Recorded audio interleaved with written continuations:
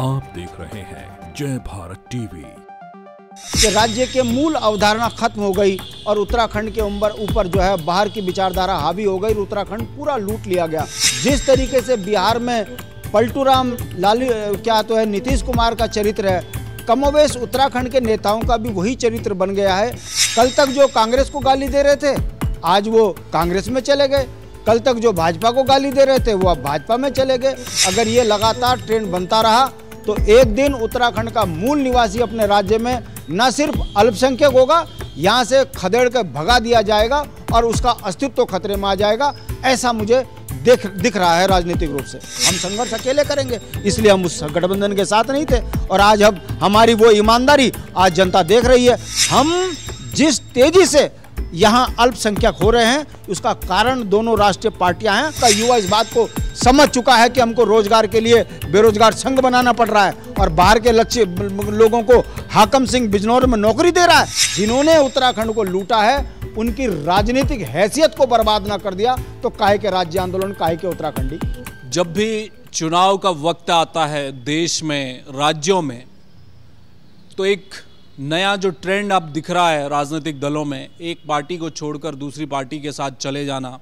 बिहार का ताज़ा उदाहरण है कैसे एनडीए से निकलने के बाद वापसी हुई है नीतीश कुमार की और फिर से मुख्यमंत्री बन गए हैं। उत्तराखंड में भी कुछ ऐसी ही तस्वीरें अब निकल कर सामने आ रही हैं जैसे जैसे लोकसभा का चुनाव सामने आ रहा है। जो कांग्रेसी थे, जो अपने आप को घाक कांग्रेसी कहा करते थे या खांटी कांग्रेसी कहा करते थे, वो निकल कर भाजपा का दामन थाम रहे हैं। वो चाहे ज्योति सिंह बिष्ट हों या जो कल शैलेंद्र रावत पूर्व विधायक कोटद्वार से वो जाकर बीजेपी में शामिल हो गए।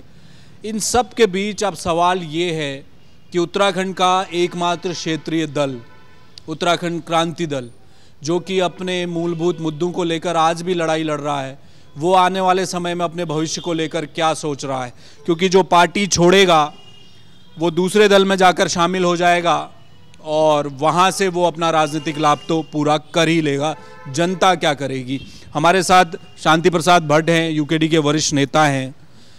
मूल निवास भू कानून की लड़ाई आप लड़ रहे हैं। उत्तराखंड में जिन लोगों ने शहादत दी थी इस राज्य को बनाने के लिए, उनकी सीमित संख्या है, उनके परिवार भी सीमित होता जा रहा है, संख्या आपके पास बची नहीं है। क्या आपको लग रहा है कि बीजेपी और कांग्रेस मात्र दो दल ही कुछ दिन ये कुछ दिन ये यही होता रहेगा उत्तराखंड में? देखिए, ऐसा नहीं है। अगर आप इतिहास देखेंगे तो इतिहास में हमको एक चीज़ सीखने को मिली है कि अवसरवादी पहले फ़ायदा उठाते हैं। जो मूल होते हैं उन्हें बहुत संघर्ष के बाद सत्ता के नज़दीक जाने को मिलता है। अगर आप इतिहास देखेंगे तो ऐसा ही अनुभव वर्तमान दौर में भी है। दुर्भाग्य है कि इस राज्य के लिए शहादत देने वाली ये पार्टी उत्तराखंड क्रांति दल जिन बुनियादी मुद्दों के लिए राज्य आंदोलन से चली थी वही बुनियादी मुद्दे आज तक ज्यों के त्यों खड़े हैं। हाँ, इतना ज़रूर है कि देवभूमि में दुराचारी और व्यभिचारी सत्ता के नज़दीक चले गए। उसका परिणाम यह है कि राज्य के मूल अवधारणा खत्म हो गई और उत्तराखंड के ऊपर जो है बाहर की विचारधारा हावी हो गई। उत्तराखंड पूरा लूट लिया गया। और अभी आपने एक सवाल किया है कि उत्तराखंड के अंदर जिस तरीके से बिहार में पलटू राम लालू क्या तो है नीतीश कुमार का चरित्र है, कमोवेश उत्तराखंड के नेताओं का भी वही चरित्र बन गया है। ये बड़े दुर्भाग्य की बात है कि लोकतंत्र में पूंजीवाद और बेविचार ये हावी होता जा रहा है, जिसके कारण कोई विचारधारा ही पता नहीं लग रही कि कांग्रेस कौन सी है, भाजपा कौन सी है। कल तक जो कांग्रेस को गाली दे रहे थे आज वो कांग्रेस में चले गए, कल तक जो भाजपा को गाली दे रहे थे वो अब भाजपा में चले गए। अगर ये लोकतंत्र में राजनीतिक चरित्र है और देवभूमि उत्तराखंड में है तो निश्चित रूप से उत्तराखंड की जनता को ये समझना चाहिए कि ऐसे लोग यदि सत्ता में जाएंगे तो उनके बच्चों की बेरोजगारी का होना, राज्य की राजधानी का तय ना होना, पलायन ना रुकना, ये वो बुनियादी चीज़ें हैं जिस पर चिंतन मंथन करने की ज़रूरत है। अगर ये लगातार ट्रेंड बनता रहा तो एक दिन उत्तराखंड का मूल निवासी अपने राज्य में न सिर्फ अल्पसंख्यक होगा, यहाँ से खदेड़ कर भगा दिया जाएगा और उसका अस्तित्व खतरे में आ जाएगा। ऐसा मुझे दिख रहा है राजनीतिक रूप से। मुझे एक बात ये बताइए कि जो बिहार में हुआ है, जिस तरह से राजनीतिक सरगर्मियाँ चली और एकदम से चीज़ें बदल गई, वही बीजेपी वही कांग्रेस, दोनों दल आपस में लोगों का, नेताओं का बंटवारा कर लेते हैं, सत्ता फिर चलती रहती है। इंडिया अलायंस को लेकर बड़ी चर्चा हो रही थी, नीतीश अब बाहर चले गए हैं, वो एनडीए के घटक दल हो चुके हैं। उत्तराखंड में भी काशी सिंह एरी, जब शुरुआत में इंडिया अलायंस की बात चल रही थी तो उन्होंने कहा था कि साहब हो सकता है जो भी भाजपा को हराने के लिए जो ताकत एकजुट होंगी हम उनका साथ देंगे, ये काशी सिंह एरी ने कहा था। मेरे ही कैमरे में उन्होंने ये बात कही थी। हरीश रावत लगातार इस बात को कांग्रेस के कह रहे हैं। अब आपको उत्तराखंड क्रांति दल को इस वक्त क्या लग रहा है? क्या अभी भी आप उस इंडिया अलायंस को समझते हैं कि उसके साथ एकजुट होकर जाएंगे चुनाव में, या उत्तराखंड क्रांति दल अकेले चुनाव लड़ने जा रही है? क्या भविष्य देख रहे हैं आप आने वाले समय में? देखिए, हमारे एरीजी ने बड़ा स्पष्ट कहा था कि जो भारतीय जनता पार्टी का विकल्प बनेगा उस विचार में सोचा जाएगा। किंतु क्या उत्तराखंड के 26 राज्य विरोधी संशोधन जो भारतीय जनता पार्टी और कांग्रेस ने उत्तर प्रदेश में उत्तराखंड पुनर्गठन में किए, क्या वो स्वीकार्य होंगे? उस पर यदि इंडिया गठबंधन हमारा साथ देगा तो हम सोचेंगे। हमने राजधानी पर हमने कहा हमारा साथ देगा, हम सोचेंगे। पलायन पर साथ देगा, सोचेंगे। जल जंगल जमीन पर अधिकार की बात पर हमारे साथ बात करेगा, हम सोचेंगे। जब इन चीज़ों पर एनडीए, वो इंडिया गठबंधन बिल्कुल चुप रहा तो काशी सिंह एरी जी ने सिरे से नकार दिया इस बात को। हम संघर्ष अकेले करेंगे, इसलिए हम उस गठबंधन के साथ नहीं थे। और आज हम हमारी वो ईमानदारी आज जनता देख रही है। जिसने इंडिया अलायंस की शुरुआत करी वो पलटू दोबारा भाजपा की गोद में बैठ गया, तो कौन ईमानदार है? हम जनता के लिए संघर्ष करने वाली पार्टी हैं। 42 से ज़्यादा शहादत देने के बाद ये राज्य लेने वाले लोग हैं।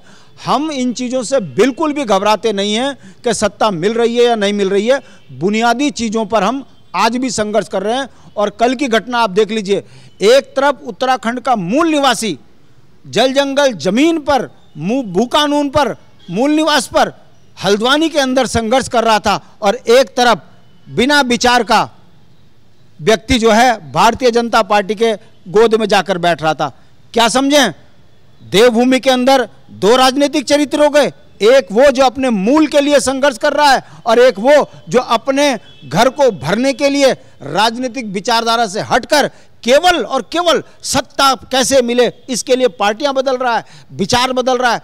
ऐसे भ्रष्ट और बेईमान ये जनता अब देख भी रही है कि उत्तराखंड में अगर यही लोग आगे बढ़ते रहे तो एक दिन मूल निवासी अल्पसंख्यक हो जाएगा, जैसे कि वर्तमान दौर में हो चुका है। 1,35,00,000 यहाँ की जनसंख्या हो गई, और पहाड़ में मात्र 48 लाख, उसमें भी 14 लाख वो जो यहाँ के मूल निवासी नहीं है। यानी कि पहाड़ के अंदर पहाड़ की जनसंख्या मात्र 30 लाख रह गई।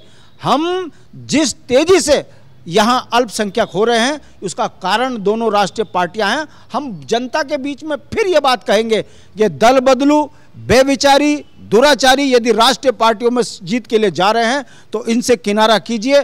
यही आपकी बेटियों के लिए, बच्चों के लिए खतरा है। यही आपके बच्चों के रोजगार को छीन रहे हैं, आपको संसाधन विहीन कर रहे हैं।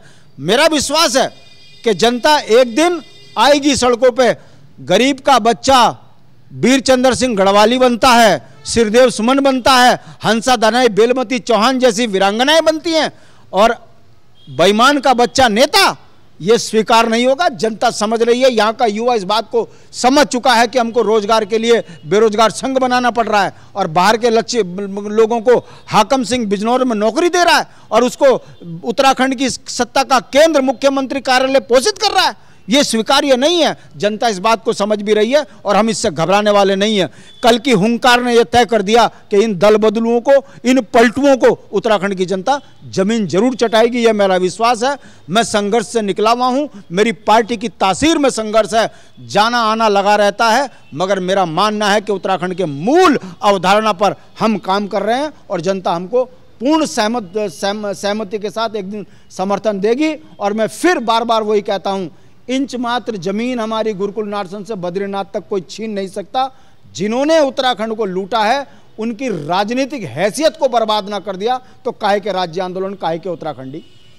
चुनाव आप अकेले लड़ेंगे शांति प्रसाद भट्ट जी। मैं तो एक आंकड़ा अभी देख रहा था कुछ दिन पहले, वोट शेयर के मामले, असदुद्दीन ओवैसी वहाँ से निकलकर यहाँ चुनाव लड़ लेते हैं, उनका परसेंटेज जो भी था 0.3 के आसपास उनको वोट शेयर मिला। यूकेडी कहाँ रही? आपको भी जनता ने, विधायक आपके भी जीते थे, सत्ता में आप भी शामिल रहे थे, गलती कहाँ हुई? आपको लगता है कि कुछ जो ट्रैक जो उत्तराखंड क्रांति दल का था वो कहीं भटका, उस भटकाव की वजह से आज तक आपको खामियाजा भुगतना पड़ रहा है उत्तराखंड में? कहीं लगता है आपको ऐसा? हेम भाई, आपने बहुत सही सवाल किया। मैं आपसे सवाल करता हूँ, आप पत्रकार हैं, 9वीं बार जो है नीतीश कुमार मुख्यमंत्री बन रहा, ये राजनीतिक चरित्र है। उत्तराखंड क्रांति दल ने 2003 से 2007 तक विपक्ष की भूमिका निभाई। तब आप ही जैसा मीडिया जो राष्ट्रीय पार्टियों द्वारा पोषित है, वो ये कहता था कि ये राज्य आंदोलनकारी पार्टी है, ये सत्ताओं का विरोध करती है। नवोदित राज्य के अंदर अगर कांग्रेस की गवर्नमेंट बनी है तो इनको विरोध नहीं करना चाहिए। हम क्या गलत कह रहे थे?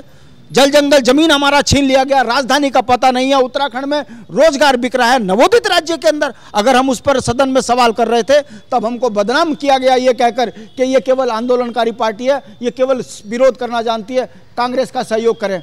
दुर्भाग्य देखिए, हमको बदनाम उस समय से शुरुआत कर दी गई थी। कारण यह था कि जितना यूकेडी को बदनाम करेंगे उतना पहाड़ियों पर राज बाहर के लोग करेंगे। हमने 2007 में कुछ इस तरह का समीकरण बना कि भारतीय जनता पार्टी की सरकार नहीं बन रही थी, भगत सिंह कोश्यारी को स्पेसिफिक होटल के अंदर मुख्यमंत्री बनना तय हो गया था। रामलाल जैसे चरण वंदना करने यूकेडी के पास आ गए। हमने क्या गलत किया? लोकतंत्र में यह होता है, जिद नहीं होती। हमने भी कहा कि यदि भुवनचंद खंडूड़ी को आप मुख्यमंत्री बनाएंगे तो हमारा आपको समर्थन होगा। 9 बिंदु हमको हमारे जो हैं उत्तराखंड के अस्तित्व के, उन 9 बिंदुओं पर भी यदि भारतीय जनता पार्टी हमें समर्थन देगी तो हम सरकार को समर्थन देने के लिए तैयार होंगे। अब आप बताइए, 18 दिन तक भारतीय जनता पार्टी सहमति नहीं बना पाई कि 9 बिंदु पे क्या करेंगे और भुवनचंद खंडूड़ी को मुख्यमंत्री बनाना है या नहीं बनाना है। इस पर 18 दिन के बाद अगर भारतीय जनता पार्टी ने हमारी शर्तों को माना तो क्या गलत किया हमने? और भारतीय जनता पार्टी जब हमारे 9 बिंदुओं पे काम नहीं करा तो हमने सरकार से बाहर हो गया। ये कौन बोलता है? मगर अखबार ने हमको बदनाम किया, पूंजीपतियों ने हमको बदनाम किया कि सत्ता के लालची, सत्ता के लालची। बता दीजिए कितने नेताओं पे हमारे घोटाले लगे हुए हैं और कहाँ हैं हमारे ऊपर क्या बेईमानी है? आज भी हमारे कार्यालय में अपने पैसों से हम अपना कार्यालय चला रहे हैं। मेरा कहने का मतलब है, पलटू, लुटेरे, दुराचारी चेहरे बदल बदल कर हर पार्टी में जा रहे हैं, वो नेता बन रहे हैं। और हमारा मात्र इतना दोष कि उत्तराखंड में चुनाव न थोपा जाए। हमने यदि बिंदुओं पे समर्थन दिया और भारतीय जनता पार्टी नहीं मानी हमारी बात, हम सरकार से बाहर आ गए, हमारे त्याग को मजाक बनाया। ये उत्तराखंड की जनता अब समझ रही है, टेक्निकली रूप से सोशल मीडिया के माध्यम से हमारी बात जनता तक जा रही है। अरे हमारे त्याग को आप नकारोगे? 1996 में हमारे अलावा कोई नहीं था। हमने उस समय ये कहा कि लोकतंत्र के अंदर निश्चित रूप से हमको कोई नुकसान हो सकता है। राज्य नहीं, चुनाव नहीं का नारा देकर हमने उत्तराखंड को अंतर्राष्ट्रीय मुद्दे पटल पर लेकर गए और भारतीय सल्तनतों ने आनन फानन में यह घोषणा उनको करनी पड़ी एचडी देवेगौड़ा को कि लाल किले से कि उत्तराखंड बनेगा। हमारे उस त्याग का भी मजाक बनाया कि इन लोगों को सत्ता के नजदीक जाना चाहिए था। मैं पूछना चाहता हूं, सत्ता के नजदीक हेम भाई, यदि लोकसभा के अंदर हमारे 3 सांसद जीत के चले जाते और सदन में हमारा ये प्रस्ताव नकार दिया जाता राष्ट्रीय पार्टियों जैसे उत्तराखंड आंदोलन में कोई कह रहा हमारे जो है लाश पे उत्तराखंड बनेगा, कोई कह रहा उत्तराखंड उत्तर प्रदेश का मुकुट है, हम सर धड़ से अलग नहीं होने देंगे। ऐसी 2 धुर विरोधी विचारधारा यदि लोकसभा में हमारे उस उत्तराखंड आंदोलन को टेन डाउन करा देते तब क्या होता? हम उग्रवादी हो जाते, गोलियां चलती, कई परिवार बर्बाद हो चुके होते। हमारी राजनीतिक सूझबूझ थी, हमने कहा लोकतांत्रिक तरीके से जीत हार देख लेंगे बाद में, मगर इस समय पर लोकतंत्र का बहिष्कार करने का मतलब अंतर्राष्ट्रीय स्तर पर इस बात को पहुंचाना कि गांधीवादी विचारधारा का जिस तरीके से उत्तराखंड में कुचला जा रहा है यह बर्दाश्त के काबिल नहीं है। जब इंटरनेशनल मुद्दा बना तब तो उत्तराखंड बना ना। अगर कोई भारतीय जनता पार्टी और कांग्रेस का नेता बोल दे कि 1996 से पहले किसी ने उत्तराखंड के लिए बात कही हो तो माने। अरे संयुक्त संघर्ष समिति हम बनाएं, नागनाथ सामनाथ को गले हम लगाएं ताकि उत्तराखंड बने, विचारधारा भले ये लोगों। इतना करने के बावजूद भी यदि हमको कोई बदनाम कर रहा है तो ये बर्दाश्त के काबिल नहीं है। जनता अब समझ भी रही है कि यूकेडी को जितना कमजोर किया जाएगा उतना ये अल्टू पलटू ये हमारे ऊपर राज कर रहे हैं। और इसी का परिणाम है 23 साल में बेरोजगार संघ बन रहा है, 23 साल में राजधानी का पता नहीं है, डबल इंजन की सरकार उत्तर प्रदेश से हमारी जमीन नहीं छुड़वा पा रही है, नौजवानों पे लाठी और बाहर वालों को यहां पोषित किया जा रहा है। हाई कोर्ट कहता है कि परिसंपत्तियों पे जितने हमारे बाहर के लोग बैठे हैं इनको हटाइए, उसके लिए सरकार अध्यादेश लेकर आती है और गांव में हमारे दुकानदारों की दुकान उजाड़ी जाती है केवल इसलिए कि पहाड़ी कमजोर है। इस बात को हम समझा रहे हैं और जनता समझ भी रही है। अंकिता की हत्या इसने ये तय कर दिया कि भारतीय जनता पार्टी में दुराचारी बेविचारी बहुत ज्यादा बढ़ चुके हैं इनका ये दुस्साहस है, ये लगता है इनको कि सत्ता को हम ऐसे ही लूटते रहेंगे। देवभूमि है, बचेगा कोई नहीं। जो मंदिर में सोना चोर लें, जो QR कोड लगाकर जो है गरीब के चंदे पे भी, मंदिरों के चंदे पे भी नजर डाल दे, ऐसी पार्टी को उत्तराखंड के अंदर यहीं की जनता बाहर करेगी, ये मेरा विश्वास है। बहुत शुक्रिया, धन्यवाद। तो ये थे शांति प्रसाद भट्ट। देखिए, राजनीति में चुनाव नज़दीक आता है तो इस तरह का पहले भी दल बदल देखा जाता था, लेकिन इस बीच दल बदल बहुत तेजी से हुआ है कांग्रेस से भाजपा। और ये संख्या, अगर संख्या बल के हिसाब से आप बात करेंगे तो बीजेपी ऊपर दिखाई देती है कि कांग्रेस से इसी बीच पिछले 1 महीने के भीतर कई बड़े नेता कांग्रेस का दामन छोड़कर भाजपा में शामिल हुए। चर्चा अभी भी चल रही है, 5 सीटों में सीट को लेकर अभी भी कांग्रेस में जो खींचातान है, कहीं खोजे नहीं मिल रहे प्रत्याशी तो कहीं भरमार है। तो ऐसे में बीजेपी भी अपने गणित को खेल रही है और अभी भी बहुत सारे बड़े नेता हैं कांग्रेस के जो लगातार ये बात कही जाती है कि वो हो सकता है लोकसभा चुनाव आते आते भाजपा का दामन थाम लेंगे। इन सब मुद्दों को लेकर उत्तराखंड क्रांति दल की नज़र है। उनका ये कहना है कि उत्तराखंड के मूल निवासी उनका काडर है और उनके लिए वो लड़ाई लड़ते रहेंगे। किसी भी गठबंधन में जाने को वो तैयार नहीं है, वो केवल उत्तराखंडियत की राजनीति करते रहेंगे। भले ही जनता आज समझे, लेकिन आने वाले वक्त में जरूर समझेगी। कैमरामैन मयूर उपाध्याय के साथ हेमभट्ट, जय भारत टीवी।